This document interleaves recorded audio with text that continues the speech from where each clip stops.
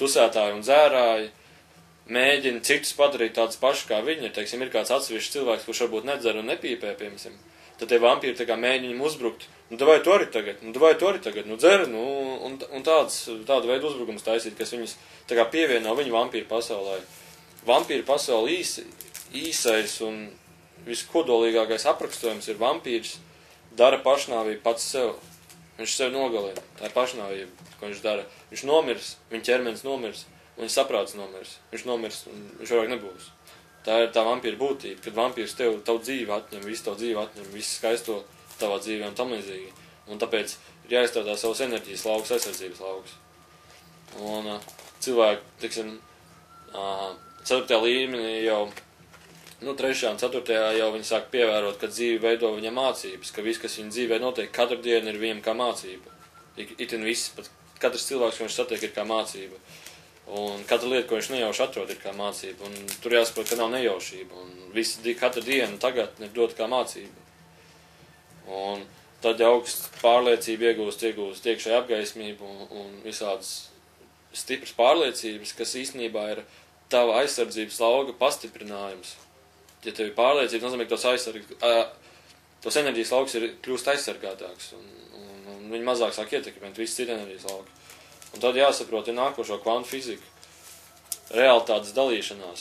Teiksim, visi soļi, kurus tu esi dzīvojis iepriekš pēc šiem principiem, tu esi pamanījis, ka tavu dzīve sāk mainīties. Ka, visi tā draugi sāk mainīties, dzīve sāk mainīties, viss sāk mainīties. Tas nozīmē, ka tu esi pārslēdzies uz jaunākām frekvencēm. Īsumā tas vienkāršāk nozīmē, ka tu esi pārslēdzies uz realitātēm. Tu pirms tam dzīvoji realitātē, kur tas eksistē. Tad pienāca brīdis, kad tev realitāte pārslēdzās uz augstāku realitāti, kur tas mazāk eksistē. Piemēram, tas sliktais mazāk eksistē. Domas ir brīvākas, domas vieglāk piepildās. Tā ir jauna realitāte. Tava dzīve pārslēdzās uz jaunu realitāti. Viss tev apkārt ir mainījies. Un ir ļoti svarīgi nepiesaistīties tā realitātei. Jo tikai, kad tu piesaisties realitātei, piemēram, skola, domā, ka realitāte ir skola, darbs, nauda, izglītība, politika. Tas ir daudz realitātes faktori. Ja tu esi tam piesaistījies, tu nevar pārslēgties uz jaunāku dzīves kvalitāti. Daļai mēs palikām pie realitātes pārslēgšanās, kad visu dzīvi jūs esat dzīvojuši, un jūs esat piefiksējuši, kad viss jums apkārt mainās, kad mainās, teiksim, uzskat par pasauli, iespējams mainās ļoti daudz, teiksim, notikumu, notikumi notiek savādāk, teiksim, ja jūs pirms tam domājāt, kad, ziniet, politiķi to vien dara kā zogu, un tagad jūs sākat pamanīt dzīvē, kad vienalga tas nav saistīts ar politiku, tas saistīts ar pilnīgi ikvienu lietu. Bet jūs esat piefiksējuši, ka ir bijuši izmaiņas. Tas nozīmē, ka jūsu dzīve ir pārslēgusies. Kvantu fizikā tas nozīmē kvantu pārlekšana. Teiksim, šūnas aug, viņas aug daloties. Šūna izaug, viņas sadalās. Šūna izaug, viņas sadalās. Izaug, sadalās. Un pie augstā līmeņa, 5. līmeņa cilvēkam jāsaprot to, ka viņš patstāvīgi pats veido savu realitāti. Teiksim, tāds spilgts piemērs. Teiksim, visi domā tā, ja, piemēram, ir viens laimes loterijā, teiksim, un teiksim, pēc tā 5. līmeņa jau sāk to domāt, kad, bet es taču nevaru vinēt, 5 cilvēki vinēs ir stiprākais, tas, kas ir visstiprāko domas spēku, viņš vinēs loterijā, ne jau es, teiksim. Varēs vinēt tikai viens, kuram visstiprākais ir. Un tā nav taisnība. Ir jāsaprot to, ka tu dienā satiec apmēram 50-60 cilvēkus. Tikai uz piemēru. Teiksim, varbūt 100 000, bet tik un tā tu satiec konkrēti ierobežotu skaitli. Un jāsaprot tas, ka īstenībā visa tava realitāte, ko tu satiec, ko tu redzi televīzors ziņas un tam līdzīgas, ir tavā realitātē. Tas nav saistīts ar citām realitātēm. Tas ir tikai tavā, ko tu pats pieņem par realitāti.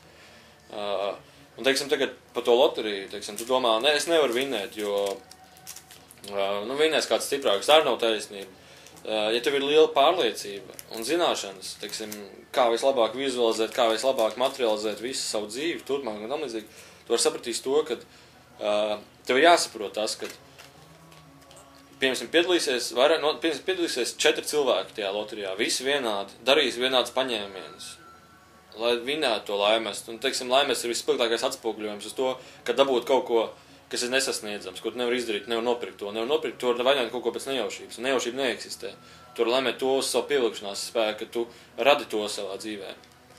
Un, teiksim, saliekās tie 4 cilvēki, viņi grib radīt kaut ko, kas liekas, teiksim, nejaušība. Tā nav nejaušība. Viņi grib radīt kaut ko.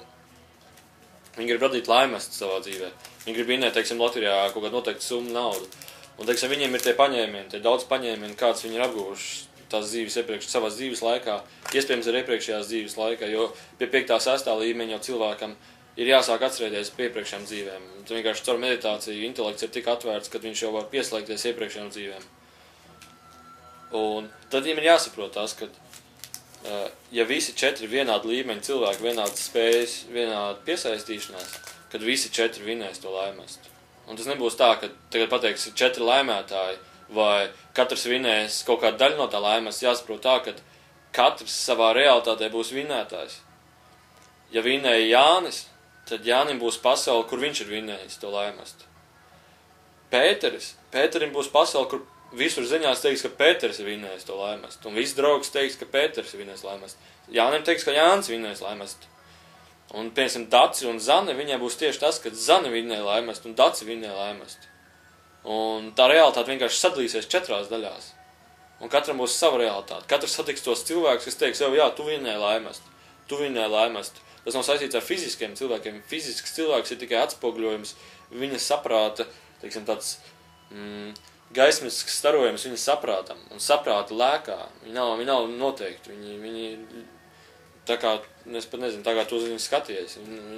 Teiksim, jūs pārslēdzaties uz jaunāku dzīves kvalitāti, teiksim, jaunākām spējām, teiksim, tā kā jūs sākat vienkārši atvērt acis to, ka pasauli ir kas vairāk nekā, teiksim, fizikas likums, kas faktiski mazam neeksistē. Tas ir tikai pieņēmums, ka pasauli ir kas vairāk nekā fiziski materiāla nauda, jo tu zini, ka materiāla naudu tu mierīgi var dabūt caur vizualizāciju. Tu nevajag viņu vairāk tikties pēc viņas, skret pie viņas, atdodot enerģiju kādam, tu pats viņu var radīt savā dzīvē. Tu jāsaprot to, ka pie šī līmeņa, kad realitāte dalās visu laiku. Piemēram, daudz domā pa pasaules galu. Būs pasaules gals. Un tad tie cilvēki arī, kas pieņemās to, viņi mēģina tavu realitāti piesaistīt viņu realitātei. Kad viņš saka, jau klausies, Jāni, būs pasaules gals. Un, ja tavu realitāte ir vāja, tu sāc domāt, jā, tiešām būs pasaules gals, tiešām būs pasaules gals. Tu sāc pievienoties tajā realitātei. Un tā realitāte tev paņems iekšā tajā realitātei, un tu sāki dzīvot pasaules galu. Ja tavu realitāte ir pietiekami stipra, tu teiksi, nebūs pasaules gals, es zinu vienkārši, ka nebūs. Un tad tie Jāņi, kas teiks tev, ir pasaules gals pazudīs uzreiz, viņi lēnām izudīs, tu pārslēgsies uz citu realitāti, kur pats tu veido. Un tu nepiedzīvos pasaules galu, tu teiksi, es gribu saulainas, skaistas dienas, un tas viss arī tavu realitāti sāks veidot, tu pats viņu radīs. Un tas ir diezgan augsts līmenis, tas ir 5. līmenis, bet ir vēl daudz līmeņu, piemēram, cilvēki, kur māk pārslēgties no dzīves uz dzīvi, no paralēlā dzīves uz paralēlā dzīvi, lai kādam palīdzētu, teiksim, lai kādu nelaimi izstrādātu, lai kaut kādu karmisku saikni izstrādātu, lai teiksim, ar mirušiem cilvēkiem sazinātos, teiksim, kad veidu kontaktu izdibinātu, teiksim, kaut ko iemācītos. Tas viss tālāk ir saistīts ar pārdzimšanu. Ja tu esi atstrādājis ļoti daudz savas realitātes, tu pats izveido savu realitāti. Un tu nenomirsti. Tu visu laiku veido jaunu realitāti, kurā tu dzīvos. Skaistu realitāti, patīkamu realitāti. Daudz kas sauc pa debesīm, kur materializējas visu, ko viņš vēlas. Teiksim. Viņš grib garšīgs augus. Viņam būs garšīgi augi. Viņš grib, es nezinu, skaistu dzīvi, teiksim, tikai jūrā, teiksim, pie jūras. Viņam būs tā dzīve, ko viņš vēlas. Tas ir augsts intelekta pakāpju. Jūs smadzenes atplauks tā kā zieds.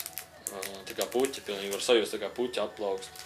Un vienkārši kļūsti par radītāju. Tu varētu neesi dzīvotājs, tu esi radītājs. Tu varētu nevargot citām realitātēm, uzturot tās realitātes. Tu pats radi savu realitāti. Un tu tā kā, ja tā realitāte ir laba, ko tu radi, tevi visu laiku atbalstīs radītājs. Visu laiku atbalstīs tevi, visu laiku dos tev vēl intelektu, lai tu spēji piesaistīt cilvēkus sev, savai dzīvē. Un tas ir daudziem jāzina. Un tā veidojas jūsu nākotne, no tā, ko jūs izvēlaties, kas būs. Nevis jums pasaka, kas būs, bet jūs paši izvēlaties, ko jūs gribēsiet.